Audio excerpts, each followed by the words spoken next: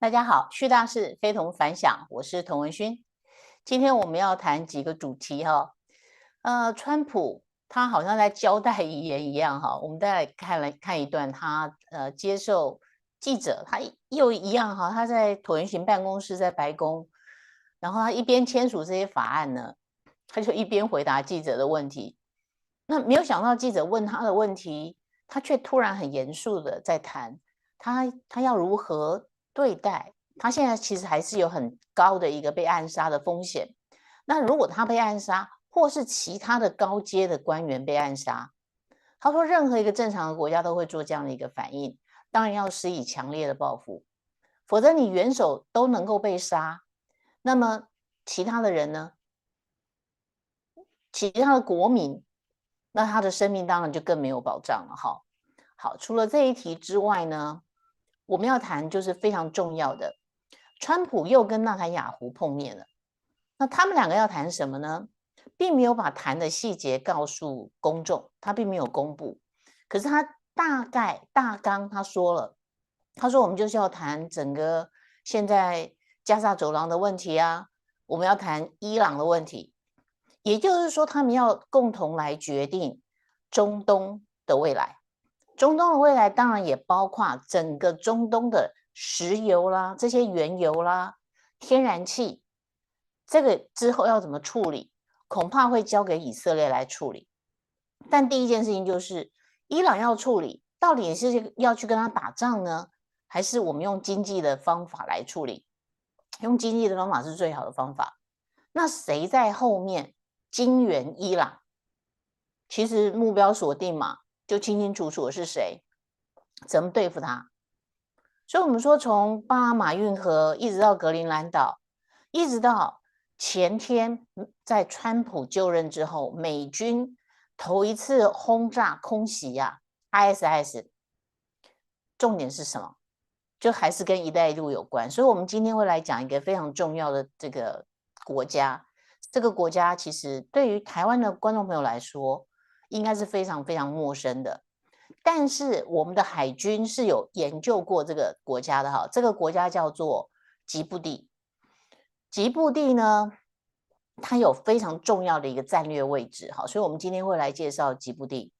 然后还有什么样的题目要谈呢？我们就来谈，既然川普都锁定在中共哈，但中共为什么不敢对他的关税？他又跟他加收了10%的关税，为什么在最后一秒钟中共没有反应？然后加拿大跟墨西哥本来第一时间反应就是哦，你要跟我科加关税，我就要反击你，你科我25%，我科你35%。结果呢，下一秒又怂了。墨西哥呢，他现在就派出了军队，真的布防在墨西哥的边境。他有一个非常左派的一个总统，仍然秒怂。然后呢，他是真的要去解决非法移民，还有这个芬太尼的事情啊。那虽然说加拿大总理好，杜鲁道他说，哎，芬太尼不过就是你的借口，你就是要打一个关税大战，可是这样对你没有好处啊。然后他就是诉求美国人民跟我站在一边吧，我们长期这么友好，那所以美国必须要继续被占便宜吗？那这个问题，我想，好，我的判断，川普不是真的要打一场关税战，他是用这种让你关税不确定，他其实是在剑指华尔街。华尔街这群人已经靠着关税几乎趋近于零，然后他们把关税都纳入自己的口袋里面了，并不是我们买到的商品都真的非常的便宜啊，并不是因为没有关税，所以我们买到的商品就减掉了30%的这样的一个关税的代价，有吗？没有，并没有这么便宜。所以这个关税的这个 margin 这个空间，还是有人把它拿走了。就像我们一再讲，台湾的移工啊，比国际市场行情更贵。你哪有派一个人国对国出去谈判，然后有一个官员谈出一个比国际市场行情更高的一个价格，不合理的价格，回来跟你讲说这是为了捍卫人权，因为台湾捍卫人权，所以我们的移工的价格比别人高。你第一时间当然认为说他贪污舞弊，你一定把他开除嘛？就不是台湾这种情形持续了30年，到今天为止还有很多民众没有醒。台湾的雇主长期被剥削，被谁剥削？有人把那好处拿走啦。你说我愿意多付，但是移工没有拿到啊，这就是问题。所以为什么要把这个 USAID 这个美国国际开发署把它关掉？就是因为它里面有太多贪赃舞弊的事情了。换言之，它就是一个类似台湾的就业安定基金。好，为什么叫做就业安定基金呢？就业安定基金本来它的名义是说，我跟雇主拿来了，多收了这个就业安定费，每一年累积好几百亿啊。照理说已经累积5、6千亿了，我就要照顾台湾的劳工啊。如果有人因为有人去雇用移工过来，然后让他找不到工作，那你就应该要给他失业补助金，你要辅导他转业转型，去做更高阶的工作。如果他真的不行的话，那你就直接补助他。可是钱后来有没有用在上头？没有啊，拿去开演唱会，拿去做各种的补助，然后拿去装潢，拿去喝咖啡，几百亿就这样花掉了。事实上都是在搞什么？搞选举，搞选战。那现在呢，这个 USAID 也被公布啦，它有多少的经费怎么样乱花，都是花在 DEI 啊。美国竟然用纳税人的钱到全世界去推广多元性别平等，去补助别的国家开多元性别平等的演唱会，或是给他几千万去开什么芝麻街的节目，放卡通影片，反正各种荒谬。那 DEI 你为什么要把你的观念去灌输给别人呢？别的国家为什么一定要都 DEI 呢？那你是怎么决定这个经费要怎么用的？太离谱了，那是荒谬到了极点了。所以不把它关掉，怎么可以呢？那有人说你把它关掉，你没有经过合法的程序，然后伊隆马斯克又不是官员，他没有经过任何的民选，他没有一张选票，你没有授权他。那川普就老神在在的说，有啊，只要需要授权的，我都会他签署授权。那这个又不是国会一定要通过的一个任命，所以有点在游走在灰色的边缘。那民主党这些人拿他无可奈何啊。那你要街头抗争吗？看起来也不像。那个真的是有点尴尬哈。我们就看那个舒默他的众议员嘛哈，那就发表了演说哈，慷慨激昂的。可是他们为什么这么生气？就是因为他们最大的一个金源，左派的一个命脉，要维持左派的命脉的这样的一个金源，国家给钱啊，被断掉了，所以他们当然生气嘛，急得跳脚哈。这真的很有趣。好，那我们今天就来第一段来看哈，川普这个竟然怎么样弄了一个遗言哦，这个太刺激了哈。他怎么讲的啊？我们把它翻译成中英对照哈，让大家来看看川普讲了什么遗言。其实我觉得他讲的蛮恳切的哈，就是值得我们花点时间来看。好，我一样试着哈，让大家看能不能听到声音哈。这个声音有时候关了电脑之后，它有时候就会跳掉哈。好，那我们来分享一下哈。等我一下哦，分享。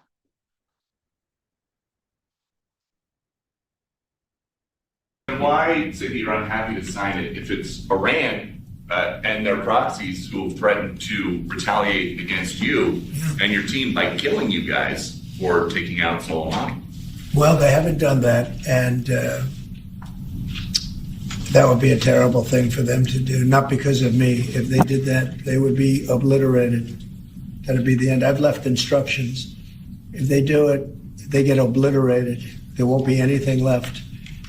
And they shouldn't be able to do it. And Biden should have said that, but he never did. I don't know why, lack of intelligence perhaps. But he never said it. if that happens to a leader or close to a leader, frankly, if you had other people involved also, you would call for total obliteration of a state that did it. That would include Iran. So I'm signing this, and it's a very powerful document, but hopefully we're not going to have to use it. Why? 好，他讲得很清楚哦，就是其实这个跟伊朗有关，对不对？然后记者就问他说：“你为什么说你不今天签这个法案你不是很乐意啊？”那他就完整的解释他了，他说这是必要的，但是我希望不会用到它。那讲得很严重啊，感觉就是他说要把伊朗整个抹掉，那个是要发动核武哎。好，那我觉得更重要的其实是2个大标题。好，我们可以再看一次这个福斯的这个标题啊，它有2个大标题。这个大标题呢，一个是说他要阻止啊，他要 block 伊朗的原油的销售。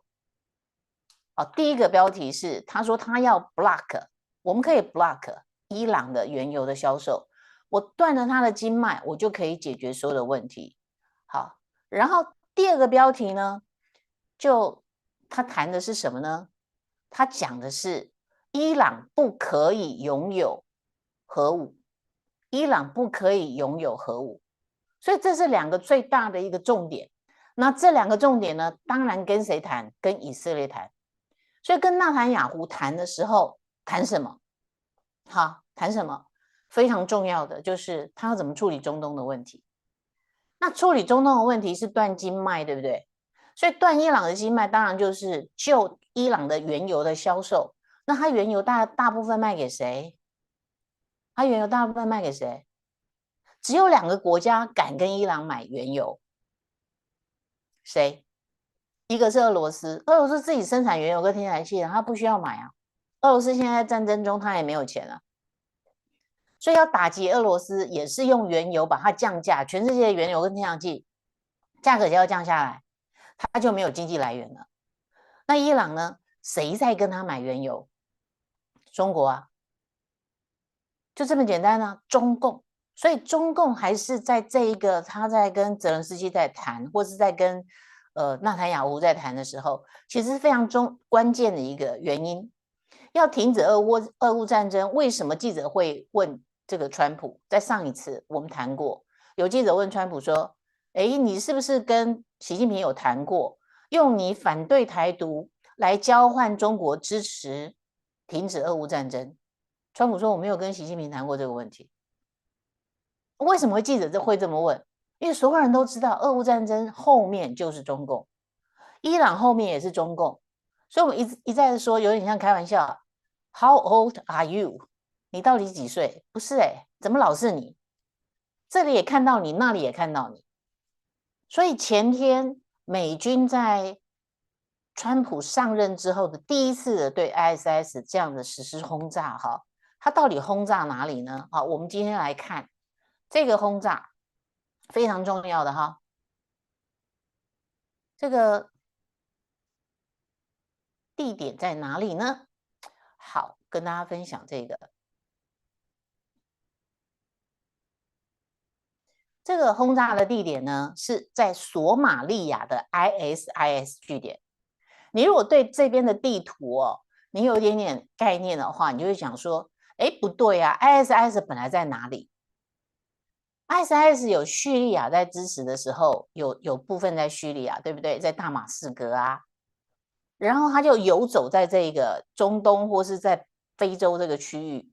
那后来 ISIS 被逼到最后呢，他们有一个据点是在哪里？在索马利亚的境内。那甚至呢，还有索马利亚有一个邦，那个邦呢叫做邦特兰是索马利亚的邦特兰州。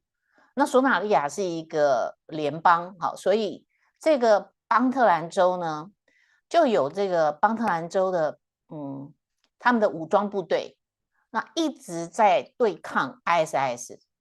那所以这个邦特兰呢，他们现在呼吁就是说，是不是可以给我武器，让我可以对抗 ISIS， 这个是全世界的问题，这不是我的问题而已。那索马利亚我们印象很清楚，就是当时索马利亚海盗的这个事件，还有个电影是《怒海劫》啊，这个也应该可以看。《怒海劫》其实有时候你如果没有东西可以看的话，就可以翻出来看看好几片啊，真的蛮精彩的。就讲索马利亚海盗，那后来索马利亚海盗为什么没有了？就是有一个日本商人去买他的渔获，那就用沙西米解决了索马利亚海盗。那可是因为有海盗的问题，所以当时中共啊，他做了一件事情，他就在索马利亚的隔壁啊，有一个国家叫做吉布地。我们来看看吉布地哈，吉布地这个国家其实我们都一点都没有概念，没有印象。好，它在哪里呢？它的位置啊，非常重要的一个要冲，它是东北隔着红海，跟也门相望哈。那也门当然还有一些被列为恐怖组织，是敌对于以色列的。然后它东临红海，然后又是苏伊士运河进入地中海，或是进入波斯湾跟印度洋的重要的要冲，所以它非常的重要，在战略位置上面非常的重要。那这个国家呢很有趣，它最大的经济来源是什么？它就把土地租给别人，不管你是港口还是货运，你从我这边上来，然后跟我租土地。那他租土地租到什么程度啊？各个国家跑到这边来设军港跟军事基地。好，有哪几个国家在吉布地这个国家设军事基地呢？哈，一个当然是美国，美军驻在非洲最大的基地就在吉布地。好，然后法国武装部队驻外最大的一个基地，军事基地也在吉布地。然后日本也有个自卫队哦，驻扎在这里。另外一个就是德国，德国有一个国防军在吉布地港拥有一个后勤的补给的一个基地。就是当你从欧洲要来印度洋这一块区域，那为什么德国的舰艇也会通过台湾海峡？就是原因在这里哈。好，他们有一个补给基地。然后另外一个就是中国人民解放军也有一个吉布地的，它叫做保障基地，他不敢说它是军事基地。好，那问题来了哈，就是有一些人就在问，你为什么要有一个吉布地的基地？这个是 BBC 的报道哈。中国在吉布地设军事基地要干什么？好，大家觉得说他到底要干什么？这个是在2017年的报道哦。中国在8·1建军90周年前夕，在吉布地呢设立一个军事基地，这个正式成立哈，然后标志中国第一个海外的军事基地的诞生。所以我们就来看看台湾呢，其实对于吉布地也有一些研究。那我们可以看一些地图哈，大概的这个地图，这个是英国 BBC 的报道。沙烏地阿拉伯在这里，然后再往北边呢，以色列在这边哈，然后阿曼、也门，然后吉布地就是控制了这个亚丁湾进入红海，然后要进入地中海到欧洲，然后这是阿拉伯海，这边就是印度了哈，非常重要的一个位置。那索马利亚就是它的右下角这样的一个位置，他为什么要在这边建立军事基地？那他自己说的哈，不是哦，我是补给啊，我不是军事基地。那内容是什么呢？这个是网络上就可以找得到的哈。这个是我们的台湾中华民国对于中共在吉布地设立一个海外军事基地，它的战略意义啊，它的意涵、目的的一个研究。好，那这个内容总共有10几页、19页哈。那我们不要全部看，我想最重要的一个大概的讲它的战略这个地理的相关位置，跟一带一路的关系，其实它就是一带一路的非常重要的一个要冲。一带一路它连接了，包括从巴拿马运河是第一个，巴拿马是第一个加入一带一路的南美的国家嘛，然后透过整个南亚，然后到非洲，事实上到中东这个区域最重要的一个要塞就在吉布地，这就是为什么习近平要在这边弄一个军港的一个重要原因哈，军事基地的一个重要原因。那这一段呢，就讲出来说，分析啊，中共在吉布地虽然用后勤保障基地这样的一个名词，可是从它的本质、功能、规模到它的运作方式，该基地涉及包括第一个，它的主体是主权国家、地区政治、军事组织；第二个，它的海外军事基地的背后是基地使用国、地主国跟潜在敌人的三角关系；第三，它的军事基地的使用国通常有自由进出军事基地的治外法权，在执行军事任务的时候具有独立性。所以它拥有这块土地的治外法权，它事实上有一个非常完整的一个独立性。那再来，它的海外军事基地处于主权管辖主体范围之外，然后它的主要承担的是军事训练跟作战任务，而不是民事任务。所以呢，如何理解这是一个后勤补给的基地，还是一个军事基地？大概可以用几个这个方向来判断它哈。OK， 好，所以我们回到，我刚才没有分享给大家看哈，还是给大家看一下，这个就是我们的海军的一个分析，这个分析的报告，从第一页给大家看哈。这个是名称是对中共对于吉布地的设立首座海外军事基地的战略意涵的研究。好，然后总共19页。好，我刚才念的是第3页的尾端，大概把这个吉布地的一个相关的地理位置，给大家看过，还有亚丁湾的这样的一个位置哈。那所以它还是一带一路的非常重要的一个关键。那所以回来就是，到底美国空军去空袭索马利亚的这个 ISIS 据点，那就要问大家哈，请问你觉得这个 ISIS 的据点呢，是谁在支持的？这离吉布地这么近哈，然后到目前为止，还有谁有必要去支持 ISIS？ 我们可以做几个重要的猜测嘛哈，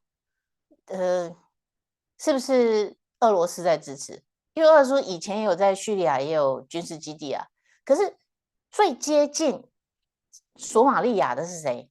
我们刚刚说了，在吉布地有军港的，有军事基地的，有几个国家？这几个国家没有一个国家有必要去支持 ISIS。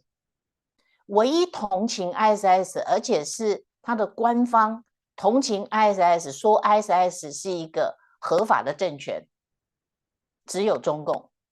中共事实上在2012年、2013年的时候就发表过这样的一个公开的发表支持 ISIS 的言论，所以他是唯一一个可能在背后支持他，而且趁着叙利亚现在政权真空期，然后呢借此壮大，有一些人就去投奔了在索马利亚的 ISIS。好，你已经扫荡了整个，包括叙利亚现在都要变成是一个民主的国家了，他们要进入民选，应该就是三月的时候的事情嘛哈。那还有哪几个国家在中东地区可以闹事的？那就是伊朗啊，然后再来就是伊斯兰国。那也门还有一点点不过也门不是已经刚有点要投降的意思吗？因为川普威胁他嘛，所以也门现在好像蛮安静的。因此这个部分恐怕也是为了怎样？为了中共，它的可能性最大很抱歉How old are you？ 就是没有办法，就是你为什么要弄一个军事基地在那里？我认为最可疑的就是他，然后川普可能拿到了可信的证据吧，所以他才会下令空袭先还是一样是一个斩首计划，让领导先走。那这个也搭配了，就是说习近平现在要挖一个跟秦始皇一样的陵寝嘛，要藏在地底下。恐怕都是完全配合在一起哈，完美的配合。好，然后所以说完这一题哈，我们再来谈第二题，就是现在川普啊，是跟我们的预测差不多，就是川普呢，我记得他在派任他的联合国大使的时候，好，对不对？史蒂芬尼克哈，那我当时就说，他派他就是要去解决联合国。我记得还有人留言，有人很赞成，有人还留言说，哦，美国不就是一个联合国一个成员国而已吗？他凭什么要去解决联合国？那他现在就解决给你看啊！而且我当时告诉大家了，他要去解决联合国有2个非常好的一个正当化的理由。第一个是以色列，以色列这张牌，所以以色列的总理纳坦雅胡跑到联合国去演讲，演讲回来在飞机上，他就下令要格杀哈马斯的几个主要的头子，因为哈马斯那时候觉得说，哦，他跑到美国去了，那我们这个时候趁机可以开大会，应该是安全的。没有想到呢，纳坦雅胡以自己当饵，他跑到联合国一样可以隔空指挥，然后就格杀了几个这个哈马斯的头子，在什么，在地下室，在地下7、8层以下，上面还是一个医院当做掩体，就这么做了。好，然后当时纳坦雅胡去联合国演讲的时候，记得给大家看过好几次，大家应该有印象。他拿了2张地图，一张是上帝祝福的地图，白色的，一张是黑色。他说这是一个被诅咒的地图，你们要哪一张？然后你们联合国对我们完全不公平，我们被恐怖攻击，然后我们用武力来回击，必须要把人质救回来，我不能屈服啊！这个是我的整个国家的性命攸关的事情啊！有人要把那个要把我的现在要当做首都的这个地方，他把它当做是巴勒斯坦的首都，当做哈马斯的首都，那你就是要灭掉我嘛，对不对？那你要灭掉我，我不反击吗？然后联合国到今天为止，从来没有对哈马斯的恐怖攻击做过任何谴责，就中共跟俄罗斯在主导嘛。所以你的包括人权理事会非常的荒谬，然后你的常任理事国就总是被中国跟俄罗斯就整个把联合国就搞烂了。那法国有时候角色很奇怪啊，所以光是有美国跟英国也没有用。好，那还有另外一张牌可以打，就是中华民国。中华民国今天还在联合国的宪章哦，你要成立联合国有个宪章啊，它还在宪章里面。现在中华民国仍然是什么创始会员国啊，然后我们是常任理事国，可是联合国里面没有中华民国，那为什么可以有伊朗？伊朗退出联合国之后又回来变成观察员，也就是因为你们这些人搞出来的啊。你用投票表决，好像抓了几个小弟，你的票比我多，我就表决不赢你了。所以中华民国应该要回到联合国，然后我们应该要回到常任理事国，根本没有中共的事情。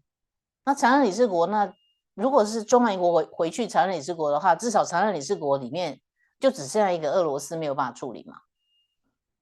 所以他要不要一口气就是说，哦，我今天退出那个人权理事会，这也是我们当时预期的。他第一个动作会退出 WHO， 然后退出联合国人权理事会。这2个起手式完成之后，其实他要做的是什么事情？如果联合国不改革的话，我先让你有机会改革。我抓着以色列的手，说你们联合国不公不义。那我可能在抓着中华民国的手说，嘿，你们联合国不公不义，你如果说不改革，你连自己的联合国宪章都没有执行的话，那我们就另外玩我们的游戏啊。这个地方让你们玩，我们另外玩我们的游戏，然后再来联合国的大厦是我们的，联合国大厦是美国的这个财产，然后我们每次都捐最多的钱，那我现在不干了，你们自己看要去哪去哪，你们要把联合国设在北京也好，要设在俄罗斯也好，你们去吧，我们要重新来做，而且这个好处是什么？你不见得一定要放在纽约，那好处是什么哈？就是纽约的警察不需要每一次都要去维持整个安全的问题，你光是维持这些国家元首的安全，你要花多少警力在上头，这都是钱欸。对川普来说，这是非常不划算的。我们应该要怎么做？你如果联合国不在纽约的话，不在曼哈顿，曼哈顿就不会有那么多的陈抗，不会有那么多的抗议事件，也不会有那么多的骚动。那警察可以把警力放在真的去维护治安啊，把治安做得更好。纽约会是一个更好的一个宜居的城市，没有联合国它会更好的。你不见得一定要是靠着联合国啊。然后他现在又把这个整个华尔街也做了一番处理，对不对？就用关税的这个问题，华尔街人就气得跳脚了。你一次剥夺他所有的，以前我吃关税，我吃了将近100年的关税，我吃得好好的，富得流油。你现在要把关税重新开征，对我们来说，我们当然是非常痛苦嘛，对不对？被剥夺那么大的利益，太可怜了哈。好，所以他要退出联合国的人权理事会，其实就是一个我们预测到的一个起手式。他开始行动了，而且永远不要忘记，现在才是2月的几号？今天2月5号，他真的上任就是2个多礼拜而已。那有人就画了一些很搞笑的图哦，然后把它弄成像上帝一样，弄了一顶假发就是第一天上帝怎么样说有光，于是就有光了，然后有海，然后土地怎么样，他就在开他的玩笑哈。因为他每一天真的都非常的精彩，让你完全都接应不暇。我们现在必须要一天讲4、5个题目，才有办法解决他每一天做的事情哈。太多事情要讲了。OK， 好，所以现在美国的整个改变，当然现在主流媒体还是一再的攻击他哈。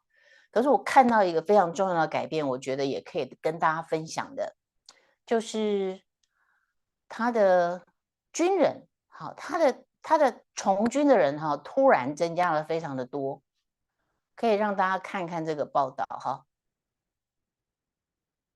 他原本在募兵哦，本来还募不到军人，募不到兵哦，可是他现在募兵呢，突然在川普当选之后突然每一天都可以募到几百个人，所以现在的国防部长，新的国防部长就是海格塞斯说这个已经到了一个 turning point， 到了一个转捩点了。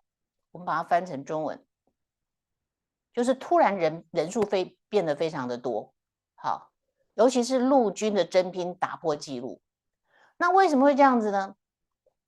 好，就是15年来成效最高的12月，他当选之后，然后募兵非常的顺利。其实非常简单，如果大家认为说这个国家会打败仗，会输，然后上了战场会丢了性命，然后这个国家你也没有认同感，你为什么要为这个国家卖命？你当然不会去。可是正因为大家现在有信心，认为说美国会打赢胜仗，会赢，好，然后大家知道，就是说，你看当兵有没有什么好处？你当然第一个你认同，第二个你会得到尊重，所以自我的自尊也会得到尊重，对不对？自我认同以及别人对你的尊重。再来，你还是要看前途嘛。第一个，你可以得到大学的训练，然后你退伍之后，你还可以有一些奖励跟补助，你可以进入很好的学校，然后你的未来可以因为你从军这几年而产生转捩点，产生改变，对不对？接着，现在的副总统 Vance 他就是从军回来之后从政啊，他现在当了副总统，未来要当总统所以如果你也有从政的打算，机会通通都在你的眼前，所以它是一个开阔的大陆。当然有人愿意去当兵嘛，就像我们昨天介绍的哈，这个Peter Marocco 哈，他非常重要啊，他也是一样，海军陆战队，然后现在呢，担任一个非常重要的任务，就要把这个 USAID 要把这个美国国际开发署要把它关掉。那未来也是前途远大，也拿到了法学硕士，学位都拿到了。他还是国际战争跟反恐的专家，他还有实战的经验。所以这个整个改变了，美国整个改变了，变回来了。他变回来一个我们传统所认识的美国，非常尊重军人，非常尊重警察。然后我们常常看到一些分享的影片，这些在海外驻军的军人回来在机场的时候啊，亲人啊、小孩啦，甚至他的宠物啊，怎么样去欢迎他？那其实有时候我们搭飞机，那种国内的航班遇到军人的时候，他们都是全副武装的这样子，穿着军服回来，不是穿着便服去搭飞机。为什么？他有荣誉感嘛。然后一路大家都跟他们有说有笑的，得到非常多的尊重。原因是什么？因为你付出你的时间、你的精力，甚至你的生命，要捍卫这个国家，是不是？整个氛围改了，我觉得一个正常的美国回来了哈，这个是川普当选之后，我觉得非常重要的一点。那如果军队对，的确，如果军队有第一害的话，会害死军人哈，这个不应该，我觉得应该所有的地方都应该要用人为才哈。我们不应该歧视，但是应该要用人为才，这个是绝对没有问题的，尤其是在安全的问题上面，尤其这几天就是华府的这个飞机失事之后，然后后来又有一台小飞机掉下来，哈，这么频繁的出事，我觉得，也许川普说的话一开始不中听哈，但是你仔细想想，是不是这样的一个问题？不要说一定跟 DEI 扯上关系，但是你没有用人为才，就是根本本身就是一个问题。那我们要做什么呢？其实台湾很多是可以做的哈，除了川普现在正在做的事情，他在整个中东的布局，然后他说他在100天之内他要去访问中国，那台湾更应该要在这100天之内，我们又要做什么？你说海峡中线是公海的这件事情，有一些研讨可以做啊，甚至我们可以有一些学校也可以先做一些 rehearsal 啊，大家也可以集合，先来办一个小型的研讨会，不见得要是国际的研讨会嘛，先做一些准备，内容跟理论先把它建构起来，然后我们还可以做什么？其实本来就应该要做的哈，我给大家看，这个是米雷哈，阿根廷总统米雷呢，他又要去美国访问了哈。那时间是什么时候？就是在2月的19号到22号，在2个礼拜哈。他干嘛呢？他要去参加 CPEC。那 CPEC 就是美国的一个保守党的政治行动会议。去年他就参加了，然后他跟川普见到面嘛，哈，这是在选举前，在川普选举前，他就跟川普见到面，非常高兴。然后川普也恭喜他说他当选了，因为去年2月的时候，其实米雷刚当选就任，然后就去参加这一场，主要是共和党啦，哈，因为他是保守党的政治行动会议嘛，哈，这个 CPEC 呢，我们大家都很熟悉的哈，高维邦博士他曾经被邀请参加过，所以台湾有没有被邀请？有，台湾长期以来就是在被邀请的名单上。可是为什么这一次的会议好像民进党政府又缺席了？按照理说哈，哈维尔米雷可以去演讲，那赖清德更应该去演讲啊，就借此机会在这场保守党的政治行动会议上面去好好的阐述，我们也要 MAGA， 我们要跟着 MAGA 一起走，然后甚至我们在晶片上面的一个策略，大家怎么样来一起防堵中共，我们怎么在中共的武力威胁底下，台湾是怎么奋斗出来的，讲故事啊，一定非常动听的，应该要做，为什么不做？还有时间啊，随时要再插一个会议进去，我认为还有机会。而且这个保守党的政治行动会议，这个主办人、主办方，事实上跟台湾有很多的朋友，所以其实台湾在国际会议上面有很多地方可以表现啊。那为什么都默默无闻都不做事？不然我们的外交部长应该去啊，但是我们外交部部长不会讲英文，这个就是很糟糕的一件事情了。不会讲没有关系，至少别人帮你准备讲稿，你可以背嘛。可是以林佳龙的情况，好像连背都背不起来哈。他可能有一个somehow有一种语言的障碍啊，在阅读上面可能没有问题，但是在说的部分就问题很大。那如果说的部分问题很大，可能听的问题恐怕也很大。好，那所以明天哈，我希望今天跟大家分享这个有一个 Netflix 的一个影集哈，总共有9集。那我已经看了前面几集了，我觉得非常精彩，很好看。但是因为是 Netflix 在讲冷战，在讲核战的这个问题，很关键就是它还是有一点点觉醒病毒在里面，还是有一点 DEI 的问题在里面。有一点政治正确的问题在里面，所以我们必须要花比较多的时间去讲解它。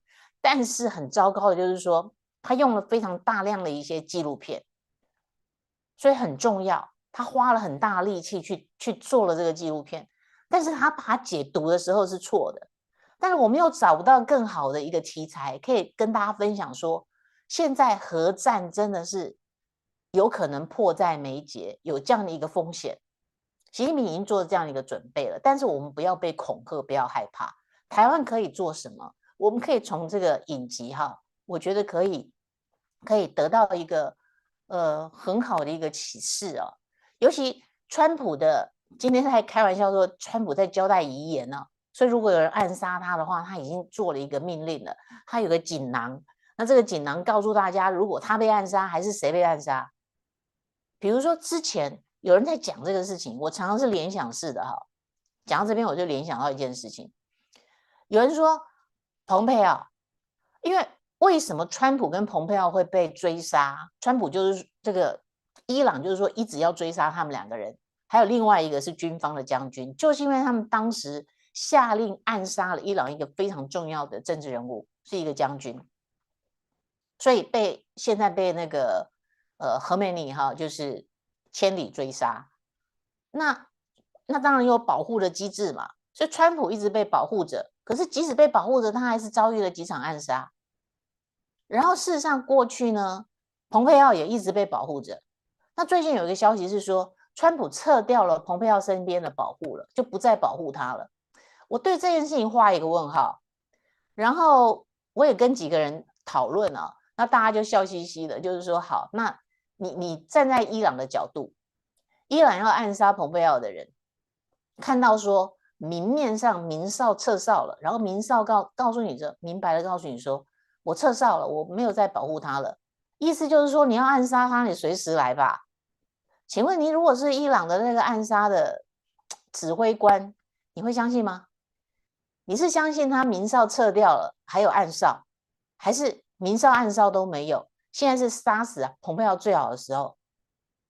我觉得我会倾向于暗哨还在，这不过就是个陷阱。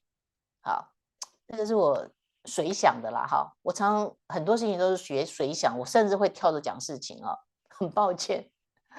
就是昨天在讲到这个 USAID 这个问题的时候，我在看那个标语抗议的标语的时候，我直接就想到，就是说我常常觉得你要去做一个节目，你是有上瘾吗？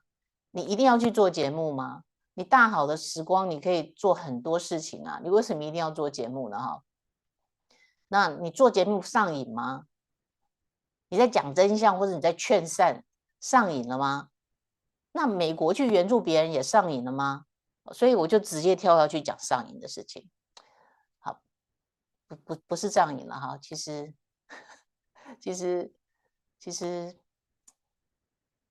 该做的事情就是要做，还是回来就是续大事哈。好，所以我们来看一下 Netflix 这个影片啊，因为我不能播这个影片给大家看哈，这个是有著作权的。可是呢，可以停格哈，让大家看这个影集在谈什么。这个影集呢，我要给大家看哈，这个影集。这个影集的名称叫做《关键时刻》，转捩点、转捩时刻哈，转捩点、转捩时刻哈。然后，当然内容有很多，它总共现在有9集哈，我看了其中几集了哈。第一集是像太阳一般升起的惊人哈，他在讲曼哈顿计划，就当时我们看过奥本海默的朋友都知道哈。然后再来就是毒害这片土地，当时日本被轰炸嘛哈，然后讲毒害这片土地，就说一开始原子弹创造原子弹是美国，因为曼哈顿计划。可是后来俄罗斯为什么很快的，那时候的苏联苏联为什么很快的也可以制造炸弹？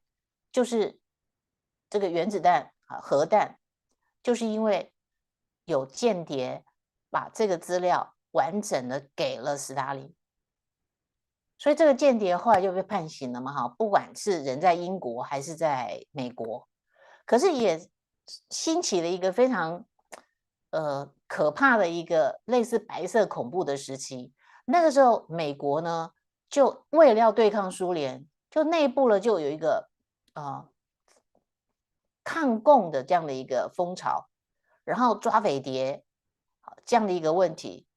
所以我在看的这个过程心里有点不舒服因为谈论这些事情的人就把反共这件事情当作是一个子虚乌有的存在，好像是美国自己内部的斗争更严重。这完全是左派的说法，这个是民主党，包括我们讲芝加哥7人组，在1960年代美国开始改变了，变得不是美国了。这个60年中间呢，就是在这个影片里面其实完整的呈现了，所以必须要很细的才能够去谈这个问题。然后谈那个 CIA 美国这个中情局是怎么成立的，也是因为冷战才成立的然后讲到美苏的核武的竞赛，然后在二战之后怎么样拆裂了德国，所以德国到今天为止都还没有真的变成是一个很正常的国家。所以伊隆马斯克为什么要去鼓励德国要有自尊心，然后不要因为过去祖先曾经犯了错而认为自己还是很自卑的，没有办法在世界上跟人家平起平坐。那么所以整个全球一盘局这个棋怎么下其实也要看100年，真的就是涉及100年的历史，从一开始1战2战到现在，这个历史其实都还没有完全解决那在这9集里面，最后一集的标题是说我们仍然在人间就讲到收尾在俄国入侵乌克兰这个乌克兰战争的问题到底怎么来的所以原子弹跟冷战的关键到底怎么来的？所以这个影集真的非常好看。所以如果大家可以的话，今天明天来追剧追完之后我们就来一集一集来讨论，我们一集一集来拆解。如果一整集都讲谈这个问题，大概谈不完的。所以我们可能把它拆成9天来谈，每一天逮一小段，只谈1集那希望大家可以去看过之后，我们再来分享，我们在讨论的时候会更清楚好，那还有10分钟的时间，我来看看大家的留言。好，感谢感谢千鸟抖内又送出会员，非常感谢，哇，谢谢。千鸟每次都在想说夜深人静还没结束，还没结束。好，台湾是不是都是左的我觉得不晓得台湾是不是都是左的？左派当然很多了因为过去左派变成是一种政治正确，所以大家都不敢去批评左派的问题嘛。什么影集？刚才不是说了吗？转捩时刻我看再给大家分享一次，看这个封面哈，在 Netflix 就有了，所以有订阅 Netflix 的人应该都可以看。看这个影集，我觉得非常重要。然后也告诉大家，就是说，一边看的时候一边想一想，台湾可以做什么？台湾可以做什么？影集叫做《转捩时刻》，转捩时刻哈，原子弹与冷战。其实转捩时刻他之前也有，他做过不同的题目，这一次是做原子弹跟冷战，那之前是做911，好，所以转捩时刻做的还蛮细的，他大量引用了一些纪录片，还蛮珍贵的，因为这些纪录片如果不是他特意去收集的话，我们其实很难一次把这些纪录片都看到。他也访问了包括2颗原子弹，广岛跟长崎被丢下来之后，到今天还有幸存的人哦。那他们讲那个幸存的那个过程哈，以及他们的感受，然后还有在发展核武在试爆的时候呢，其实伤害了很多无辜的民众，包括美国在新墨西哥州。然后他们还在太平洋的一些岛国去做了这个试爆，结果这些岛国有一些民众哈，因为这种核子武器，不管你是原子弹哈，还是氢弹，还是事实上之前还有不同的哈，一个是布弹嘛哈，金属的这个布哈，那它都有所谓的这种有辐射层的这种这种灰烬。或者讲说是死亡的灰烬哦，那个下来的时候，那个灰烬沾到皮肤是热的，可是因为当时的人没有这样的一个尝试，所以就不知道说要躲避，也不知道说应该要去找掩体，然后就生病，好，就是当然就是因为辐射的原因嘛，哈，就是产生了相应的这些病症，那都短寿，而且在死前都受了很严重的折磨。那更不要说，如果你直接在这种爆炸下面是直接受到第一波的热浪的袭击啊，那可能第一波就死亡了，可能一个小时之内死亡，然后第二波死亡的人可能是在1个礼拜之内死亡。所以他在影集的第2集到第3集，他其实也评估过，如果真的爆发核子战争的话，可能在第1天就会有多少人死亡呢？是大概是2亿多人口，就地球有70亿人口嘛，大概会有2亿多人死亡。那接着在1个月的时间会有多少人死亡？大概地球的1/5的人口会死亡。所以他们在做这种战争的评估的时候，也评估一件事情，就是核战如果爆发的话，那就是谁是第1级，谁打第一弹，谁速度最快，谁就会赢。你可能会有零星的，可能会打到我，所以怎么样布防防空的问题之外，就是我一定要比你多，我一定要比你快。这个就是川普现在为什么要去布置在格陵兰非常重要的一个原因。他无论如何一定要拿下格陵兰，所以他拿下格陵兰也只是时间的问题而已。到目前为止，他喊话了国家，没有一个国家不妥协的。为什么？不是因为他是强权霸权，他要用军事来这个侵犯你，而是他真的讲的都是对的。你再怎么样不喜欢他，难道习近平更可靠吗？美国再怎么样没有去挖一个大概是五角大厦10倍的一个掩体，然后总统准备躲在那个掩体里面啊？没有啊，川普是立下遗言，说如果有人把我干掉的话，那么我已经有一个指令了，这个指令就是攻击伊朗，他不可以拥有核武。那我不希望那一天发生呢，所以呢，我们现在要让他的石油断绝它的经济来源，用经济的方式来解决，是最好的方法不是用我们今天用战争的方式，我可以打来打去的。以色列是没有办法，因为以色列现在人质在人家手上，所以他为什么一定要去打加萨走廊？那实体战、肉搏战，他也会损失很多非常珍贵的生命。他的第一线的战士，以色列人这么少，他最珍贵的就是人啊。他也不愿意啊，可是他一定得打。不打的话，人家就直接要把他灭国了，而那个灭国的后面有一个中共的力量在支撑着，所以为什么要去从吉布地？为什么吉布地的这样军事基地非常的重要？现在美军公布的他的去轰炸这个索马利亚，是从他的航空母舰上面起飞的战斗机，可是我相信也有他在吉布地的军事基地，因为从军事基地起飞的飞机不是更快吗？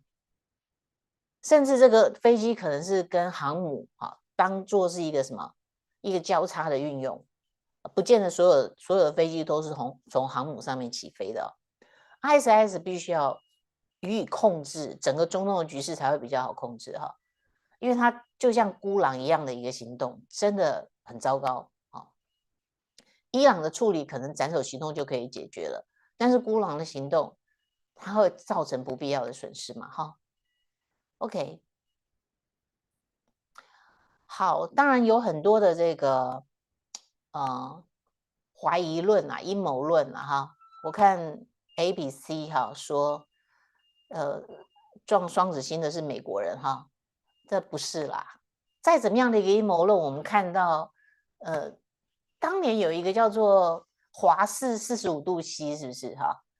这个影片讲的是说，那美国总统其实早就已经得到消息了，然后故意忽视他，就是当时的小布希，这就已经是够严重的阴谋了。那遑论说他自己打自己，其实美国本土被攻击是从来没有过的事情，911真的是第一次。之前珍珠港它是在离岛嘛，在夏威夷啊，但是它不算是本土被攻击啊，所以911被攻击那真的是非常严重的一件事情。很多人为什么要去美国？就是因为它大到它不会被攻击嘛。谁敢打美国呢？那没有想到美国人就是在自己那边搞内乱，好，两党然后抗争，然后有帮派，然后有种族的这种问题，夸大其词。我觉得现在看起来，川普当选是一个最好的一个种族和解、种族大和解，不要再有这种种族歧视了。那为什么是种族大和解？你看这一次有多少黑人，而且是男性投票给川普，然后拉丁美洲裔投票给川普，即使他在处理拉丁美洲的移民的问题，是不是？那我们刚在讲的转捩时刻，他也有谈到中南美洲的问题。所以过去美国的 CIA 成立之后，在中南美洲搞了多少事情，把人家的政权给颠覆掉了，然后造成整个这些中南美洲有一些国家长期的内乱的问题。所以现在的这种非法移民，也是美国在还之前的债吧，大概有这样的一个味道。所以你也可以借由这样的一个非常左派的一个媒体环境哈 ，Netflix 它非常左，那他在论述这样的一个历史的事实的时候，他的解读是什么样的一个解读？他就是比较左派的解读。你也可以从而理解，就是说民主党这些人为什么疯了一样，要去开放边境，让这一些中南美洲的非法移民进入美国，他们有点在赎罪这种味道。他的信仰真的，共和党跟民主党最大的差别可能在这里。所以川普要力挽狂澜，他要干什么？他就是 MAGA， 让美国再次伟大。我们用常识来治国，不要这么多的扭曲，不要这么多的这个，悲秋伤春，是不是这样子？多愁善感，好，说是左派嘛，左派通常都有一点浪漫。好，我认为我就是浪漫，我认为我就应该要讲人权。那你们右派是比较不讲人权。其实过去的美国的所有的民权法案，几乎都是共和党提出来的。解放黑奴也是共和党，好不好？好，所以这个历史有时候被扭曲到我们自己都不认识自己是谁了，连男女都搞不清楚啊，这个是一个问题。所以男女有别，好，然后恢复常识，这个我想就是川普现在要做的事情。即使他现在有很多事情在处理的过程中，可能会引起一些质疑，包括确实他在处理 USAID 那个手段是非常的，就像在对付敌人一样。然后在法律上，可能伊隆马斯克的地位确实有一些灰色地带，可是我觉得这不足以让我开始担心说美国的民主制度会被破坏掉。我到目前还没有那种感觉，可是我还是要说，因为他现在是执政者，我们还是要站在一个监督的角度去看他。如果他做得好，我们鼓掌；如果有点疑虑的话，我们还是要为历史做见证，应该要把我们的疑虑说出来，然后看着时间，也许就可以印证。所以今天就跟大家分享到这边。好，川普的遗言，我希望不会兑现哈。然后他已经开始出手在对付联合国，也跟我们的预测差不多，就是他至少2张大牌可以打，第一张是以色列，第二张是中华民国。那中华民国有没有准备好？是不是应该要递一些橄榄枝，应该要递一些子弹，让川普可以用哈？这个就是我的期待。那可以用啊，海峡中线的这样的一个会议啊，国际会议啊，然后再来就是像现在 CPEC， 这个本来就是台湾应该要去参加的啊。你说台湾没有保守派吗？台湾有啊，福和会就是啊。那过去就是因为福和会去参加嘛，所以确实有关系，有这样的一个联系，有朋友，有两边的朋友，包括一些国会议员。所以这个是非常重要的会议，应该要去参加。虽然过去在民主党执政的时候根本没有人理这个会议，可是现在你看米雷已经连续2年去了，而且在这个会议里面，他不但可以见到川普，还可以见到伊隆马斯克，所以这个就是我们应该要去参加的国际会议，曝光，然后增加国际的能见度，这才是真的为台湾好。好，我们明天见喽，拜拜。